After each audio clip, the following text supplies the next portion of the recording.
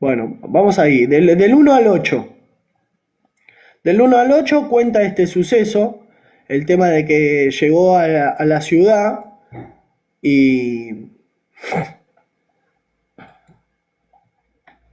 y estaba este hombre, un hombre inválido, ¿sí? Inválido que no se podía mover. Creo que en las otras traducciones decía un hombre paralítico.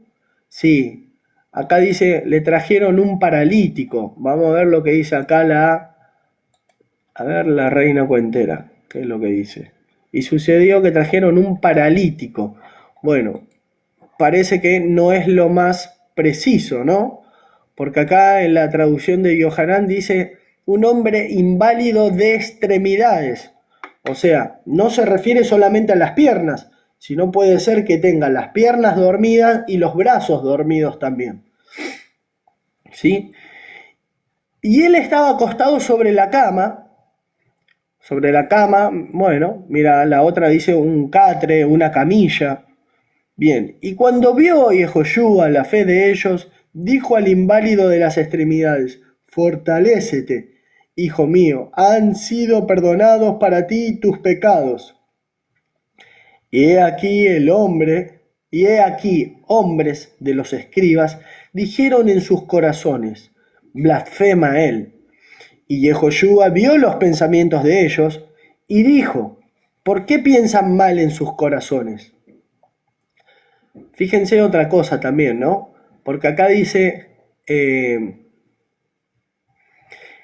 es más fácil decir? ¿Han sido perdonados para ti tus pecados? O decir, levántate y camina. En realidad no se trata de qué es más fácil decir, sino que él quería demostrar que él tenía autoridad para perdonar pecados. Por eso le dice, tus pecados te son perdonados, porque sabía lo que él está diciendo, si la persona se levantaba y caminaba, iba a quedar demostrado que él tiene autoridad para perdonar pecados. ¿Se entiende? Entonces, no entiendan de manera literal esto que está diciendo. ¿Qué es más fácil decir? ¿Tus pecados te son perdonados? ¿O levántate y anda? ¿O levántate y camina? Es lo mismo, es fácil decir cualquiera de las dos cosas. La cuestión es que él, con lo que estaba diciendo, quería demostrar que tenía autoridad para perdonar pecados. Y eso quedó demostrado totalmente. Pero para que sepan que el Hijo del Hombre tiene autoridad en la tierra para perdonar los pecados, entonces dijo al inválido de las extremidades, levántate, toma tu cama y vete a tu casa. Bien, y se levantó y se fue a su casa. Y las multitudes vieron y se maravillaron y alabaron a Elohim, quien dio tal autoridad a los hijos de los hombres. Entonces, las multitudes, al ver lo que él había dicho, tus pecados te son perdonados, levántate y anda, y que esto sucede, efectivamente entonces Dios le dio autoridad para perdonar pecados, queda demostrado. Las multitudes vieron y se maravillaron. Los únicos que no estaban muy convencidos con esto eran los escribas. A ver si eran los escribas o los fariseos. Los escribas, bien, para la gente que no sabe, en la antigüedad estaban los escribas, los fariseos, los saduceos. Entre los saduceos y los fariseos había diferencia de doctrina, había ahí unas discusiones. Pero los escribas, que dije bien, entre los fariseos y los saduceos, los escribas, el trabajo del escriba era escribir, por eso se llamaba escriba. ¿Qué hacía el escriba? Es el que hacía los manuscritos, los copiaba, era como un copista, ese era el trabajo del escriba, ¿sí? Escribir, hacer copias, hacer la Torá, ese era el trabajo del escriba. ¿Conocían la Torá? Claro que lo conocían, estaban todo el día escribiendo eso, ¿cómo no lo van a conocer? Entonces, eso eran básicamente los escribas. Y registrar los acontecimientos, sí, pero más que nada el trabajo era eso, hacer copias también, hacer copias de los manuscritos. Ese era el tema de los escribas. Que vendrían a ser como historiadores también, sí, sí, es probable, pero son más reconocidos por eso, por hacer los escritos. Eh, bueno, y Yehoshua vio los pensamientos de ellos y dijo, ¿por qué piensan mal en sus corazones? Se está dando cuenta que lo que están pensando procede del corazón. Hay otro punto ahí también, ¿sí? La cuestión era que había textos bíblicos que respaldaban lo que decían los fariseos. Y sí, tenemos el Salmo 32, Salmo 51, Salmo 55, que el único que podía perdonar pecados era Dios. ¿Sí? Entonces, tenían un argumento los fariseos para pensar eso, porque la Tanaj dice claramente que el único que puede perdonar pecado es el Eterno. Entonces, cuando vieron esto, es medio como que iban contra de aquello, salvo que el Eterno le dé autoridad para perdonar los pecados, que es exactamente eso lo que había sucedido. Bien. ¿Hasta dónde llegamos? Hasta el versículo 8. A ver, se levantó y se fue a su casa. Y las multitudes vieron y se maravillaron y alabaron a Elohim, quien dio tal autoridad a los hijos de los hombres. Bien, vamos entonces acá con el versículo 9. Y sucedió al pasar Yehoshua de allí, que vio un hombre sentado en la oficina de impuestos. Otras traducciones hablan de Leví. ¿Sí? No me acuerdo si es otro evangelio o si es este evangelio, pero otras traducciones dicen Leví. Capaz que en la Reina Cuentera dice Leví acá. A ver, versículo 9. Porque a Mateo le dicen Leví también. Bien. No, la Reina Cuentera dice Mateo. Mateo era el recaudador de impuestos. Vio un hombre sentado en la oficina de impuestos y su nombre era Matai. Y dijo a él, ven, sígueme. Y se levantó y le siguió. Y fue que al estar sentado en su casa, he aquí muchos publicanos y pecadores. Los publicanos y pecadores, bien, pecadores son todos son pecadores. Entonces, pecadores según quién, esa es la cuestión.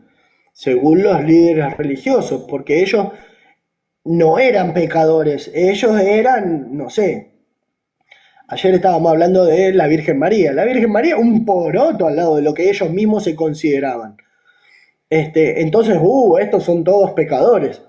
En realidad eran todos pecadores, todos. Entonces, ¿y los publicanos? ¿Quiénes son los publicanos? Los publicanos es como hoy decir los que trabajan para el gobierno, ¿sí? Los que trabajan, como por ejemplo Mateo, que era un recaudador de impuestos, era un publicano. Todos los que trabajan para el gobierno, digamos, son publicanos. Básicamente ese es el significado de publicanos, ¿no? Los que trabajan para el gobierno, los que cobran impuestos, los que trabajan bajo este tema de Roma. Y pecadores. Pecadores, vuelvo a repetir, eran todos. Entonces el asunto es pecadores según quién. Vinieron y se sentaron con Yehoshua y sus discípulos. Bien. Y los perushim vieron y dijeron a sus discípulos, ¿por qué come su maestro con los publicanos, con los pecadores? Y escuchó Yehoshua, se me fue la cosa. Y escuchó Yehoshua y dijo a ellos, los sanos no necesitan médico, sino los enfermos. ¿Qué quiere decir esto?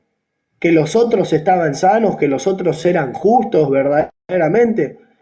No, lo que les está diciendo es, no viene ustedes son justos supuestamente, ustedes no son pecadores supuestamente, ustedes ya están salvos supuestamente, entonces viene para ellos son los que tienen el problema, ustedes no, porque ustedes son perfectos, ustedes son santos, ¿me entienden lo que estoy queriendo transmitir, no? Por eso Yeshua le dice esto, no porque los fariseos no sean pecadores, sino porque ellos mismos se consideraban no pecadores, se consideraban sanos, santos, puros, etc. Entonces, Yeshua estaba con estos porque ellos los trataban mal a estos, los despreciaban. Entonces Yeshua cuando vino para estar con los que supuestamente estaban enfermos, con los que supuestamente eran, exactamente, con los que supuestamente eran los pecadores. Claro, ustedes no son pecadores, ¿para qué voy a venir con ustedes? Sí, ustedes ya están en el reino de los cielos, básicamente. ¿Me entienden? Que esto también va entrelazado, si después ven el video, con la parábola de Lázaro y el rico. Esto que sucede acá tiene mucho que ver con eso, porque ahora la cosa se da vuelta. Los fariseos, los escribas, los maestros de la ley, eran los que tenían la autoridad sobre el pueblo, porque el Eterno les encargó a ellos la instrucción, darle instrucción al pueblo, juzgar al pueblo. Entonces ellos se consideraban como los ejemplares, ¿no? De repente viene Yeshua y no los agarra a ellos, se le acerca ¿a quiénes?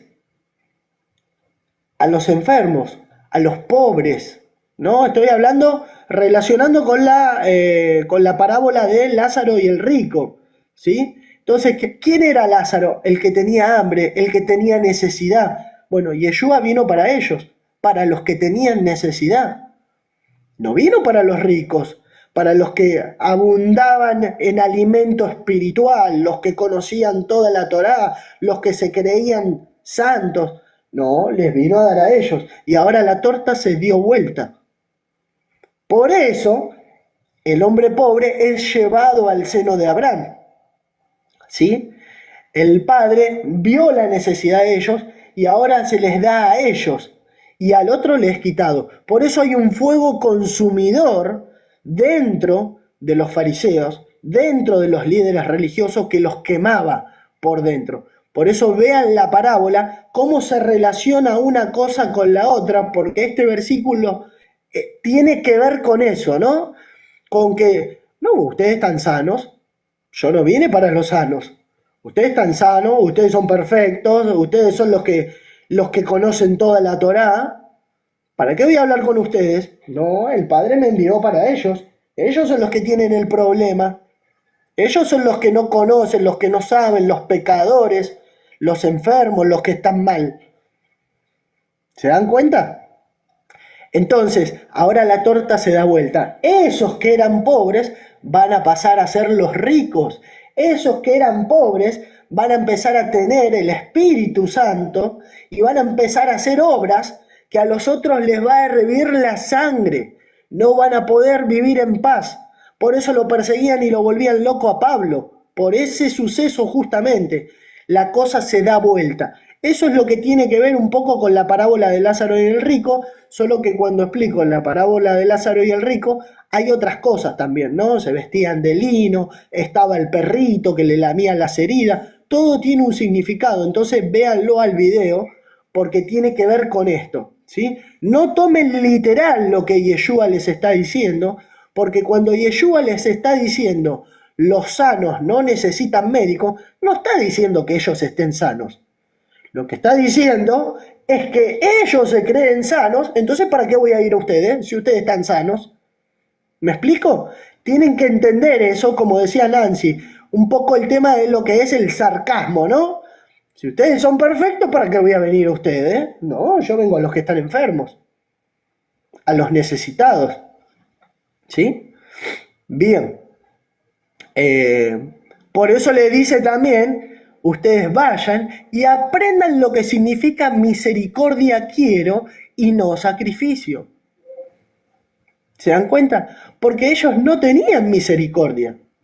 Ellos no tenían compasión por los necesitados. Ellos los trataban mal, como si los otros, no, son pecadores. Uy, qué cosa horrenda. Nosotros somos casi perfectos. Pero estos son todos pecadores. No, hay que tener misericordia. Expliquemos, ayudemos. De eso se trata, ¿no? No sacrificio, ¿Cuál sería el sacrificio de los que se jactaban los fariseos?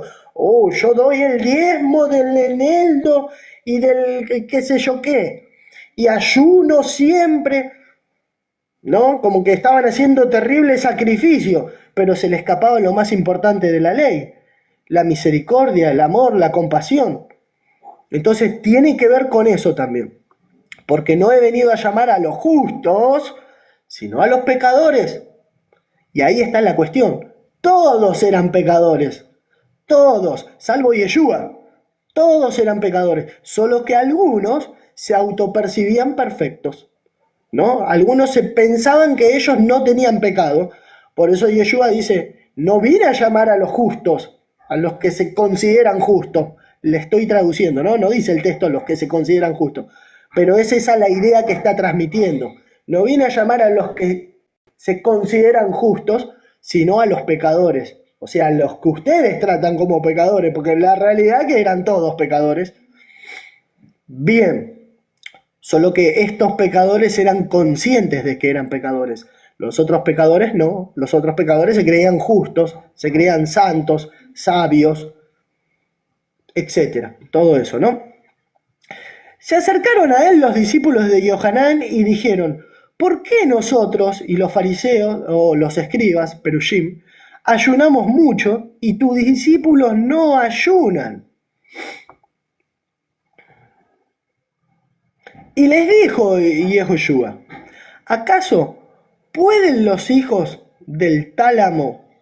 ¿Qué me pusiste acá, Yohanan? Me mataste. El tálamo nupcial. El novio debe ser, ¿no? El principal de la boda. Estoy re mal de la garganta, che. Me sale voz. Por un momento estoy hablando y me sale voz de reptiliano.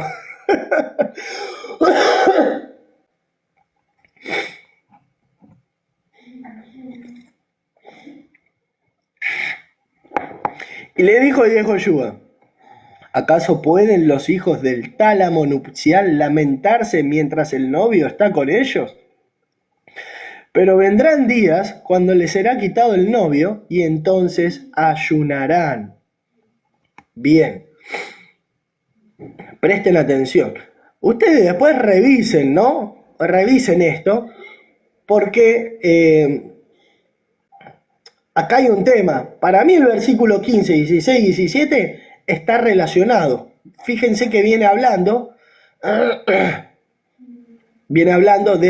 desde el 14, a ver, y ustedes vayan y aprendan misericordia quiero y no sacrificio. Bien, desde el 14 hasta el versículo 17 es el mismo suceso. No podemos sacar de contexto, ¿sí? Los versículos 16 y 17 tienen que dar la explicación de lo que sucede en el versículo 14 y 15. Es así simple, ¿sí? Al menos para mí es así, dentro del contexto. Yo no puedo sacar los versos del contexto. ¿Por qué digo esto? Porque muchos interpretan versículos 16 y 17 como si estaría hablando de la gracia, de la Torá, de la ley, o del pacto, de un pacto con el otro pacto. Acá no está hablando de pacto. Presten atención.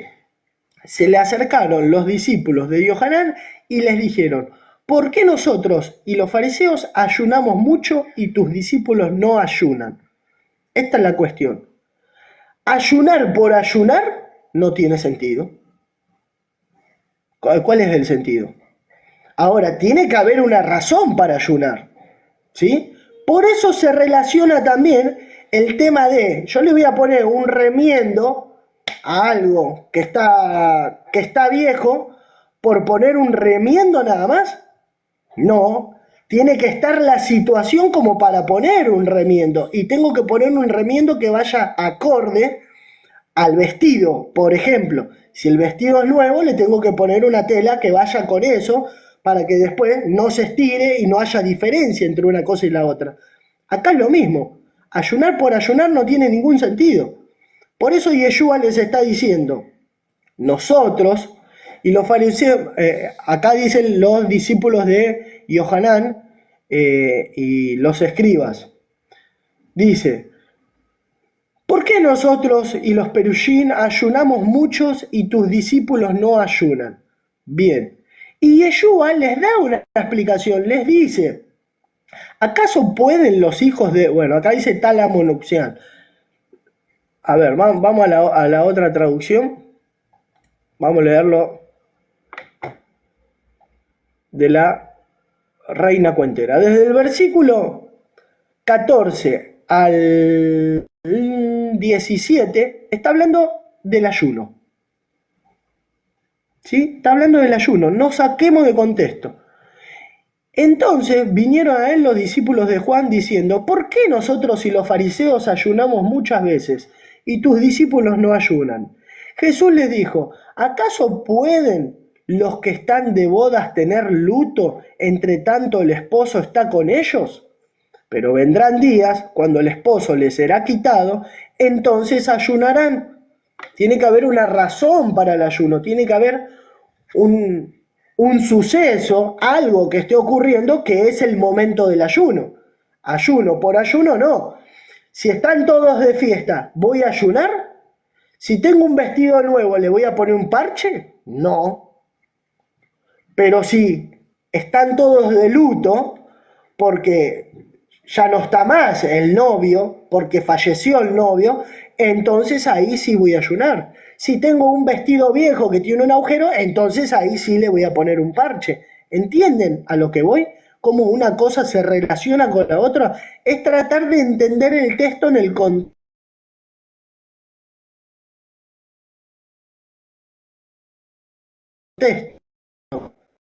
¿Sí? Acá no tiene que ver con gracia, la Torá que se anula, ni ayuno, ¿sí? Jesús le dijo, ¿acaso pueden los que están de boda tener luto? Entre tanto el esposo está con ellos, pero vendrán días cuando el esposo les será quitado, entonces ayunarán. Nadie pone un remiendo de paño nuevo en un vestido viejo, porque tal remiendo tira del vestido y se hace peor la rotura. ¿Se entiende? ¿Qué pasaría si están todos de fiesta y yo me voy a poner a ayunar? Me van a estar diciendo, pero este es tonto o se hace. ¿No es que estamos todos de fiesta y vos te pones a ayudar? Vení, comé con nosotros. Entonces, eso sería como una rotura, una discusión. Está fuera de contexto. Nosotros estamos todos de fiesta y este está ayunando. ¿Qué es eso? ¿Entienden por dónde voy? Ni echan vino nuevo en odres viejos. De otra manera, los odres se rompen y el vino se derrama. Y los odres se pierden. Echan el vino nuevo en odres nuevos y lo uno y lo otro se conservan juntamente. Está hablando de el contexto de lo que está ocurriendo. No es momento de ayunar cuando está el novio. De la misma manera, no es apropiado poner vino nuevo en odres viejos porque está fuera de contexto. O sea, no va. ¿Me explico? Ni poner un paño en un vestido, un paño nuevo en un vestido viejo. O al revés, pongámosle que el vestido es nuevo y yo le pongo un remiendo. No tiene sentido. Entonces, entiendan el texto en su contexto. ¿Puede haber otra interpretación que sea en ese contexto? Puede haber. Yo no veo otra. ¿Sí? Para mí acá no está hablando, me han citado testigos, yo sé que, bueno, porque en la atalaya parece como que acá está reemplazando la gracia a la Torá. Y no está hablando de la gracia en la Torá. Acá está hablando de lo que es el ayuno fuera de contexto. ¿Ayunar por ayunar? No. Entonces es eso, ¿no? Bueno, vamos a seguir con la hija de Jairo y la mujer que tocó el manto de Jesús. Bien.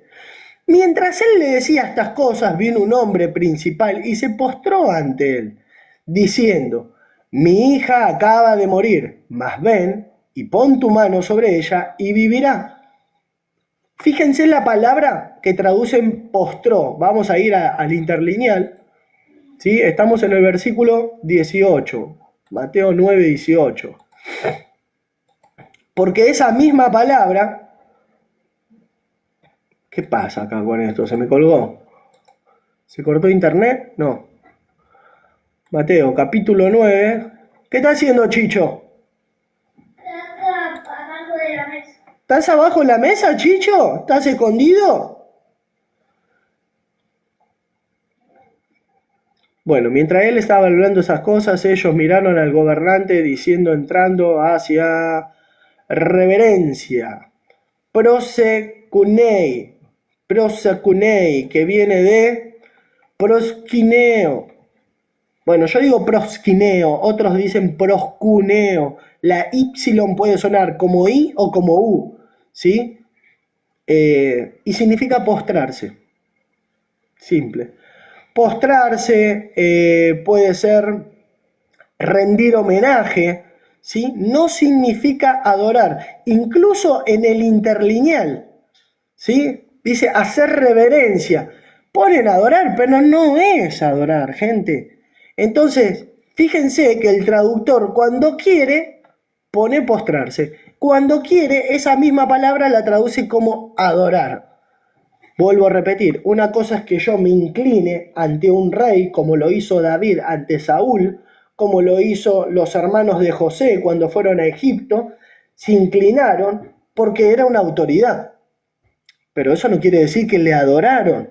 De la misma manera, Jacob, cuando volvía a la tierra de su padre, sabía que Saúl, su hermano, lo quería matar y se postró 7 veces. Es la misma palabra. Si miran la Septuaginta, obviamente, ¿no? Que está en griego, van a ver que es la misma palabra. Y no está diciendo que Jacob adoró a Esaú. Eso es importante, porque después cuando habla de Jesús, esta misma palabra ya pasa a ser adoración porque es Jesús. A Jesús, esta palabra se traduce. Cuando hablamos de Abraham a los hijos de Ed, se postró. Cuando hablamos de José, los hermanos se postraron. Cuando hablamos de Jacob a Esaú, se postró. Pero cuando llegamos a Jesús, los astrólogos que venían a ver al rey de los judíos, de repente parece que venían a ver a Dios, ¿no? Porque le adoraron. Y es la misma palabra. Entonces, el traductor, cuando se trata de Jesús, ahí no le vamos a poner se postraron, ahí le vamos a poner le adoraron. Entonces, por eso tienen que revisar. A Jesús nunca se le dio adoración. Nunca, en toda la Biblia.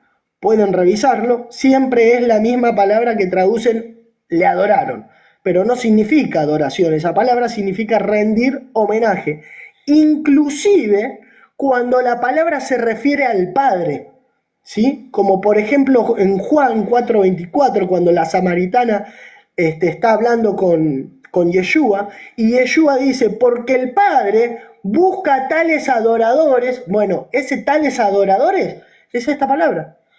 A tales que le den honra, a tales que le rindan homenaje. Eso es lo que está diciendo, solo que lo traducen mal, traducen le adoraron o que le adoren, pero la palabra siempre significa lo mismo, sin importar para quién sea. ¿Me explico?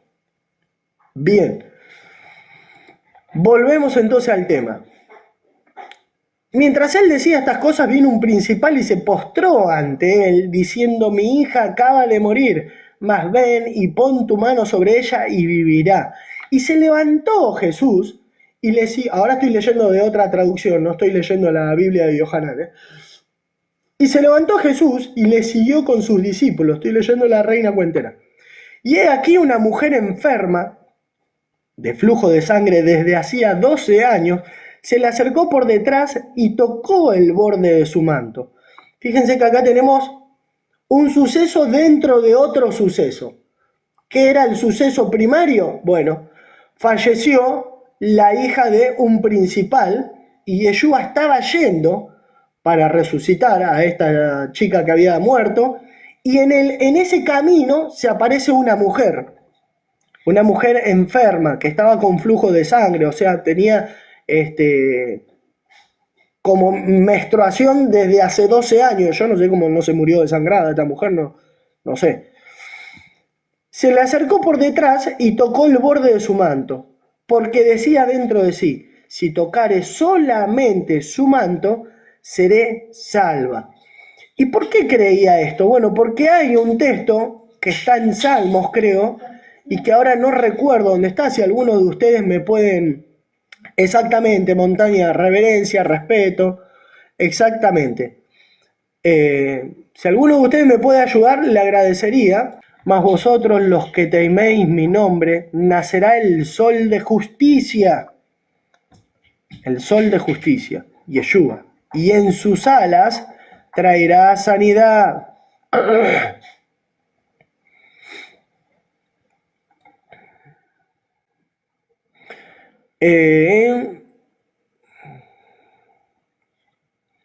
Bueno, en sus alas, ¿no? Esta palabra también se puede traducir, lo que es canaf, ¿sí? En el borde, se puede traducir como borde, se puede traducir como borde, extremidad, arista,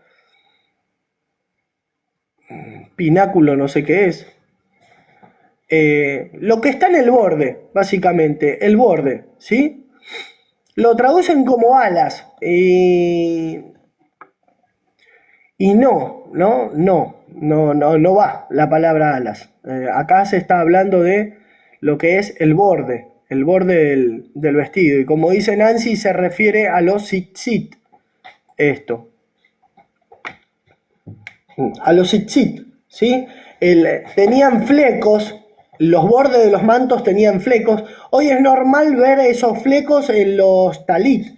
En el borde del talit tienen flecos, ¿sí? Entonces en la antigüedad, si bien no estaban los talit que están hoy, ¿sí? El talit es algo mucho más moderno, pero en la antigüedad el manto, ¿sí? Lo que se cubrían también la cabeza, pero no era el mismo talit. No era azul y blanco con los... No, era diferente, era una prenda de vestir más. Y tenían en los bordes de la ropa, tenían los flecos, ¿sí? Pero estaban los tzitzit también. Bien. ¿Qué versículo? Ya medio me perdí. Entonces la mujer sabía que si este era el sol de justicia, al tocar eso, traería la sanidad. ¿Sí? La túnica tenía un lienzo o un manto con tzitzit. Sí, exactamente.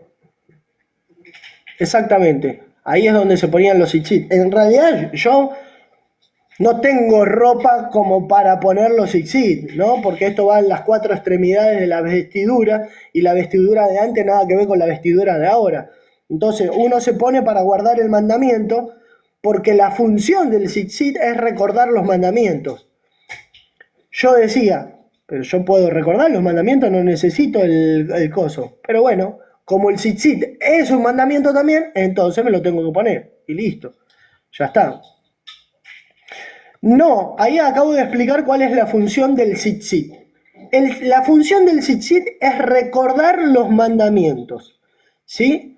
Y aparte de eso, a mí en la actualidad muchas veces voy a comprar, algunos me miran, no me dicen nada, algunos piensan que soy judío. El otro día un hombre de la calle, yo estaba yendo a la casa de mi mamá, y un hombre de la calle me vio pasar y me dice, ¿es judío usted? Le digo, no soy judío. Me dice, no, por las tiritas. Le digo, eso es porque guardo los mandamientos. Y empezamos a hablar de tema Biblia, y era un hombre que dormía en la calle.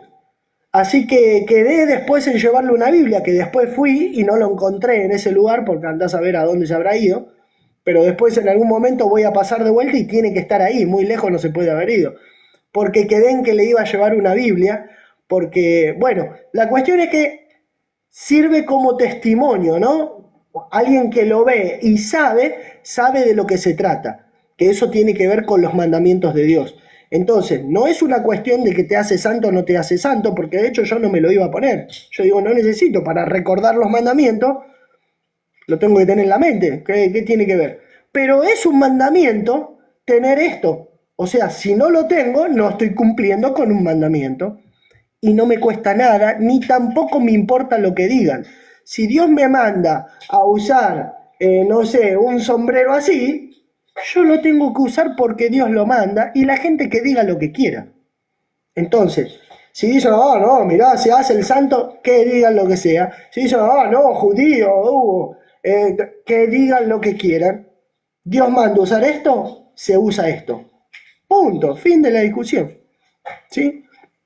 Entonces, tiene que ver con eso. ¿Sí? No pasa por si uno es judío o no es judío, no pasa por ahí. La cuestión es cumplir los mandamientos y el usarlo es un mandamiento. Ahora, el tema de la kipá, el tema del talit, yo no lo veo en la Torá, por esa razón no lo uso. Porque tiene más que ver con una costumbre o con una... El tema de la kipá es más una tradición. Y el tema del talit viene desde mucho antes de Yeshua ya, solo que no era como el talit de ahora, pero tiene que ver con la vestimenta del lugar. Vivían en un lugar donde pegaba mucho el sol, donde tenían el desierto cerca, las tormentas de arena. Entonces, si ustedes se fijan, los que cruzan el desierto, ¿cómo se llama esta gente? Bueno, los que cruzan ahí el desierto van todos tapados, no son judíos, pero es la vestimenta típica del lugar. Entonces andaban con esa ropa así, porque de la misma manera que nosotros usamos pantalón y remera, ellos utilizan esa ropa por el lugar donde viven. No porque Dios dio un mandato de que se tienen que cubrir, no, para nada. Tiene que ver con la vestimenta del lugar. Bien, continúe leyendo. Mientras él le decía estas cosas, vino un hombre principal y se postró ante él, diciendo: mi hija acaba de morir, mas ven y pon tu mano sobre ella y vivirá. Y se levantó Jesús y le siguió con sus discípulos. Y he aquí una mujer enferma de flujo de sangre, desde hacía 12 años, se le acercó por detrás y tocó el borde de su manto, porque decía dentro de sí: si tocara solamente su manto, seré salva. ¿Qué pasa, Chichi? Pero Jesús, volviéndose y mirándola, dijo: ten ánimo, hija, tu fe te ha sanado. Y acá tenemos otra expresión, ya que está. Jesús le está diciendo hija. ¿Era la hija de Jesús? No. Por eso es importante no tomar todo literal. Así como le dice hija en Primera de Juan, encontramos que el mismo Juan dice en su carta: hijitos míos. Pero no porque sean los hijos de Juan, ¿sí? Entonces no tomen todo literal, ¿sí? Hay que entender los contextos. Y tu fe te ha sanado, bien. Y la mujer fue salva desde aquella hora. No es que la mujer fue salva y ya entra al paraíso. Fue sanada desde ese momento, se sanó del problema que tenía. La Reina Valera traduce: y la mujer fue salva desde aquella hora. Cualquiera que lo lea va a decir: mira, ya fue salva, ya debe estar en el paraíso, ya se salvó. No, ¿y por qué se salvó? ¿Y porque tenía fe que tocando el manto, porque tuvo fe? No, acá no está hablando de que fue salva por la fe, sino que fue sanada desde aquella hora. ¿Sí? Vamos a verlo en el interlineal. Mateo capítulo 9, versículo 22. Mateo 9, versículo 22. Tranquilo, Chichi.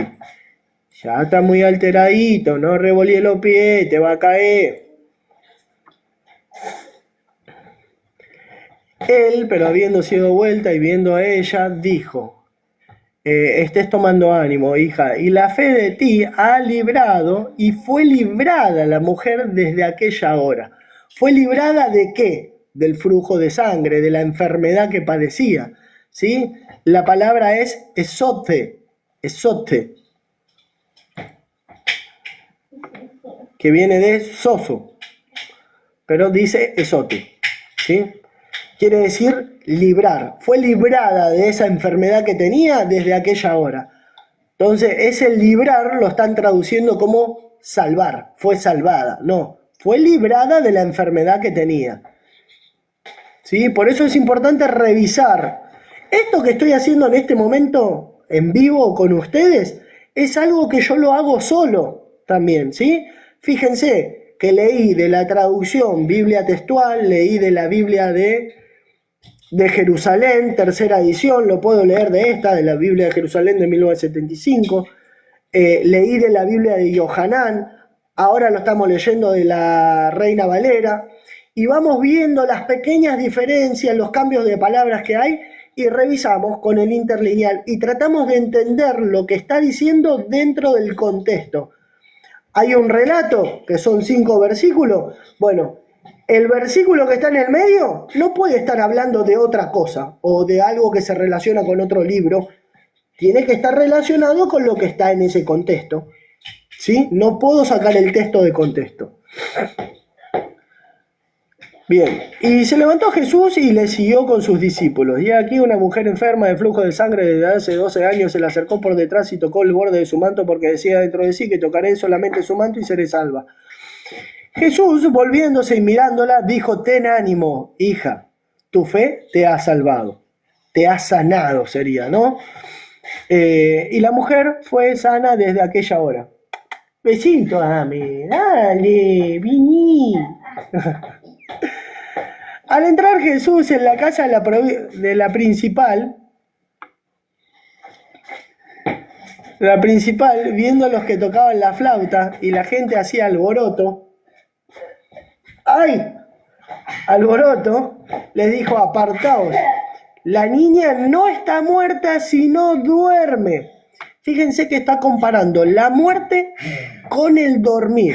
Presten atención a esto, los que dicen que cuando uno muere, en realidad no muere, se va al cielo, se va al infierno, continúa viviendo como un ser espiritual, porque somos cuerpo, alma y espíritu, y solo muere el cuerpo, pero el alma continúa. Créanle a Cristo, la niña no está muerta, sino que duerme. No dijo la niña está en el cielo. La niña la tengo que traer, padre, envíamela por favor, puede ser que se vuelva a meter acá, la tenemos que traer de vuelta. No, no está diciendo eso. Lo mismo con Lázaro, ¿sí? Había pasado días y Cristo, cuando se acerca a la tumba, no dice: Padre, envíame a Lázaro para que vuelva a su cuerpo. No, no dice eso. Simplemente dice: Lázaro, levántate. Sal, despierta. Estaba ahí, no estaba en ningún lado, estaba ahí. ¿Se entiende? Entonces, está comparando la muerte con dormir. ¿Por qué compara la muerte con dormir? Porque cuando uno duerme y no se acuerda lo que soñó, yo me duermo ahora, me despierto dentro de 5 horas, y lo que pasó en esas 5 horas no tengo ni la menor idea de qué pasó alrededor mío. Capaz que vino Chicho, me pegó, capaz que fue, abrió la heladera, sacó las pocas cosas que hay en la heladera, se comió, no sé, una cebolla, porque otra cosa no va a encontrar. Pero yo no sé, porque yo estaba durmiendo. Cuando uno duerme y ni siquiera se acuerda lo que soñó, uno no tiene conciencia de nada en ese momento. ¿Cuándo toma la conciencia de vuelta? Cuando te despiertan. Entonces Yeshua está comparando la muerte con el dormir, porque para él no era un problema eso, simplemente lo tengo que despertar. Para nosotros es un problema. Se murió. No tenemos la capacidad de despertar a alguien que está muerto, pero él sí tiene esa capacidad de despertar a los muertos. ¿Sí? No es la primera vez que vamos a notar a lo largo de toda la escritura que se compara a un muerto con alguien que está durmiendo, ¿sí? Está durmiendo en la muerte. Vamos a encontrar el término, está muy relacionado, porque es muy similar, ¿sí? El dormir con el morir, solo que el Eterno y su Hijo tienen la capacidad de despertar al muerto. Nosotros tenemos solamente la capacidad de despertar al que duerme la siesta, nada más. Pero ¿entienden la comparación? ¿Por qué se lo compara? Porque el que duerme no tiene conciencia de lo que pasa alrededor. Vos le hablás y no te puede responder porque está dormido. Simple. Bien. Entonces, Jesús, al entrar a la casa del principal, viendo los que tocaban la flauta y la gente que hacía alboroto, me imagino, ¿no? Gritos, llanto, toda esta clase de cosas, les dijo: apartaos, Se ve que había mucha gente y no podía entrar, apartado. Imagínense la situación en la cabeza como si fuera una película. Alboroto, murió una chica. Se ve que en esa época tocaban flauta cuando había alguien que había muerto. Mucha gente, apartados. ¿Por qué dice apartados? Y porque había gente en el medio que no se corría. Porque la niña no está muerta, sino que duerme. Este que está loco. No, este está mal de la cabeza, este está diciendo pavada. Si sabemos que está muerta. Por eso dice, se burlaban de él. ¿Sí? Pero cuando la gente había sido echada afuera, los echó, entró y tomó de la mano a la niña y ella se levantó. Y se difundió la fama de esto por toda aquella tierra. Imagínate, todos sabían efectivamente que la nena estaba muerta. Al ver a la nena que está viva, imagínate, se difundió por todos lados esto. ¿Sí? Bien, otro tema. 2 ciegos reciben la vista. Pasando Jesús de allí, le siguieron 2 ciegos, dando voces y diciendo, ten misericordia de nosotros, hijo de David. Acá yo más adelante voy a hacer un tema, hablando de este tema de hijo de David, porque estoy dándome cuenta de algunos puntos que en el Antiguo Testamento en realidad no se está profetizando un hijo de David. Sé que hay muchos textos que se utilizan para decir que tenía que ser descendiente de David, que se le prometa a David, que esto, que lo otro. Sé incluso, hasta que Pablo llama a eso, pero hay algunas inconsistencias que después tengo que seguir profundizando en esto antes de largarme a hablar, pero quisiera que ustedes también lo revisen, porque en la Tanaj, a lo que yo estoy viendo, no está hablando de que el Mesías tiene que proceder del linaje de David. En la Tanaj, las profecías, ¿los fariseos lo entendieron así? Sí, lo entendieron así, pero eso no quiere decir que sea así. Por eso hay que revisarlo sin importar quién lo diga, ¿sí? Porque Yeshua no dijo yo soy hijo de David. Atención, vamos a seguir con esto. Ahora no me voy a desviar mucho. Y llegando a la casa, vinieron a él los ciegos y Jesús le dijo, ¿crees que puedo hacer esto? Ellos dijeron, sí, Señor. Entonces les tocó los ojos diciendo, conforme a vuestra fe os sea hecho. Y los ojos de ellos fueron abiertos. Y Jesús les encargó rigurosamente diciendo, mirad que nadie los sepa. ¿Por qué?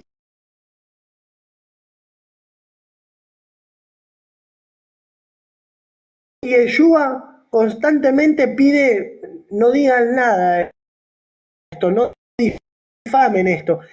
Y la gente hace lo contrario. ¿Por qué? Porque todavía no era su hora. Iba a armar mucho alboroto, él sabía y era consciente. ¿Por qué? Porque iban a decir, mirá, apareció el rey de los judíos. ¿Qué iba a decir el César de Roma? ¿Cómo que apareció el rey, el que los viene a salvar del yugo romano? Y vamos a aniquilarlo.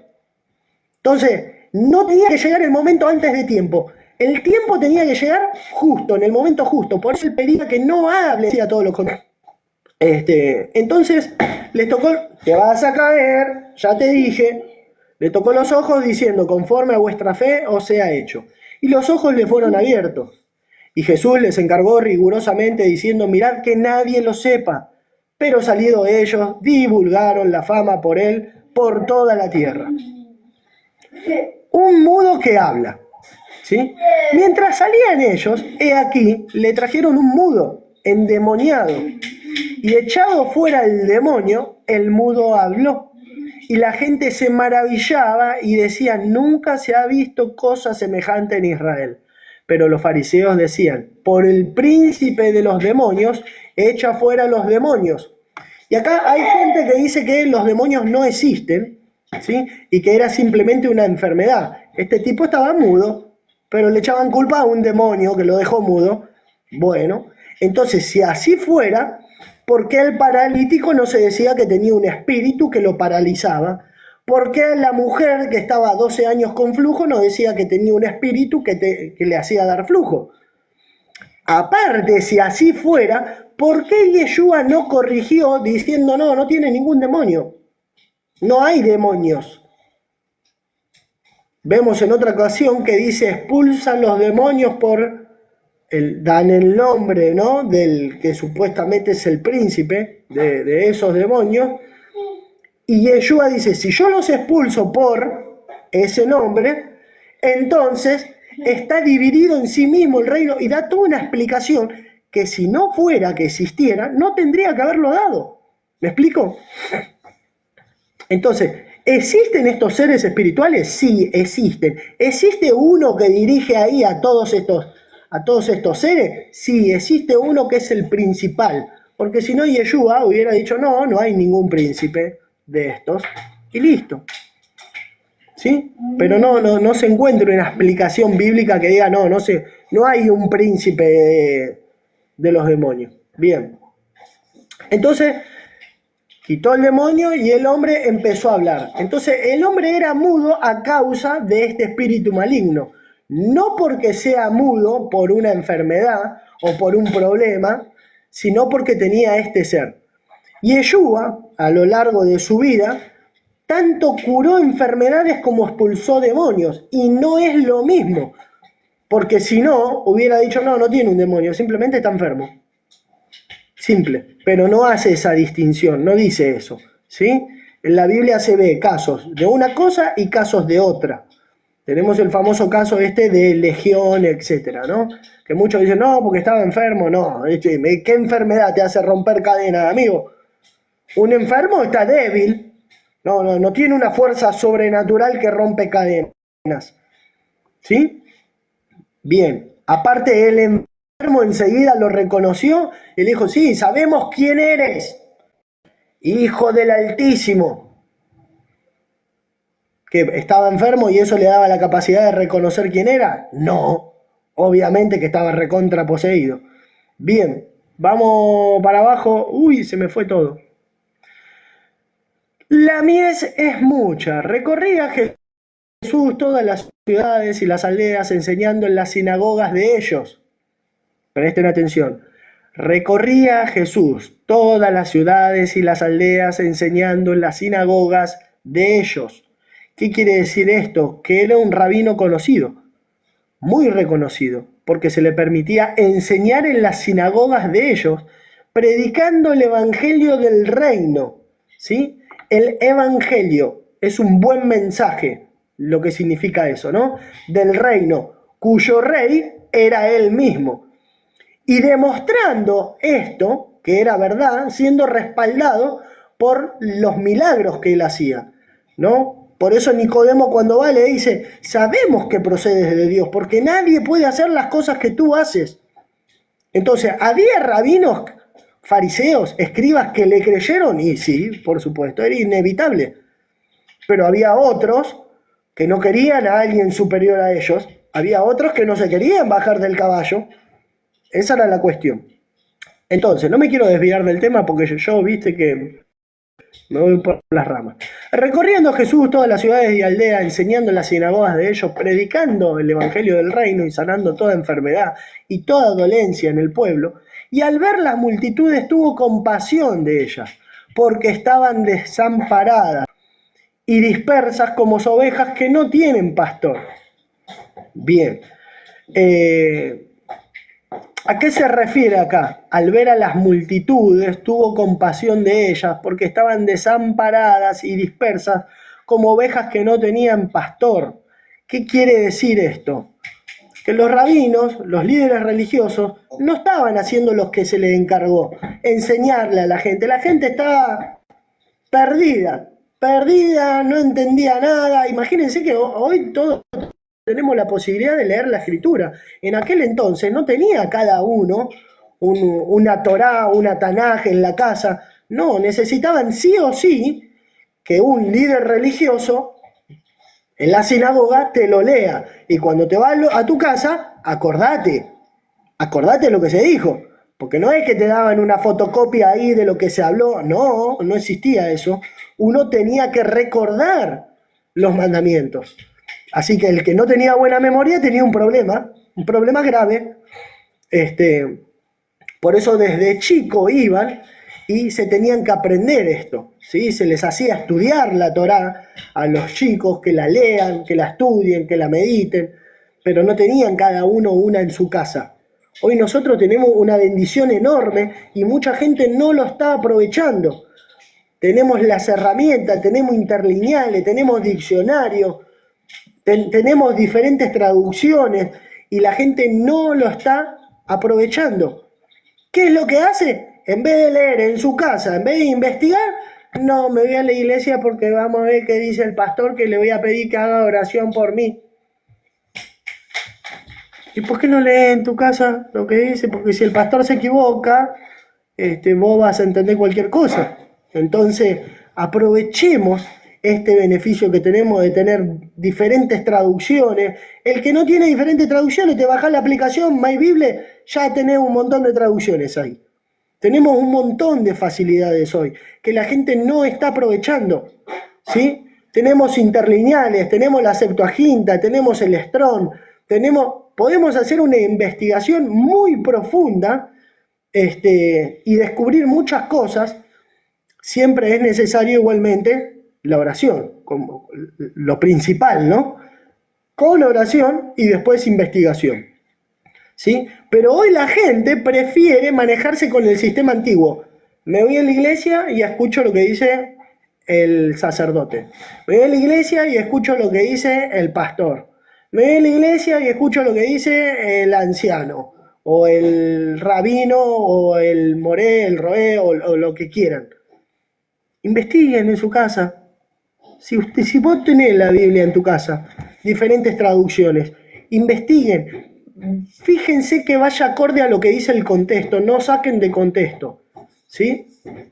Bien, entonces, volvemos con esto que ya es lo último de estos 4 versículos, 35, 36, 37 y 38. Recogía Jesús todas las ciudades y aldeas enseñando en la sinagoga de ellos y predicando el evangelio del reino y sanando toda enfermedad y toda dolencia en el pueblo. Y al ver las multitudes, tuvo compasión de ellas, porque estaban desamparadas y dispersas, como ovejas que no tenían pastor.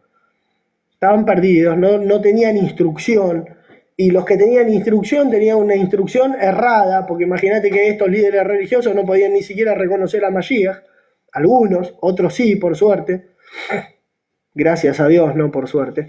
Entonces dijo a sus discípulos: a la verdad la mies es mucha, mas los obreros son pocos. ¿Qué es lo que está diciendo? Justamente esto que estoy diciendo. Mucha necesidad, pero pocos obreros para enseñar. Hay mucha necesidad, hay mucha gente, mucha multitud, mucha gente desamparada. Y a ella me está saliendo la voz del reptiliano. ¡Ah! Mucha gente desamparada y hay pocos guías que enseñen, ¿sí? A la verdad la mies es mucha y los obreros son pocos. Rogad pues al Señor de la mies que envíe obreros a su mies. Y fin, eso es todo.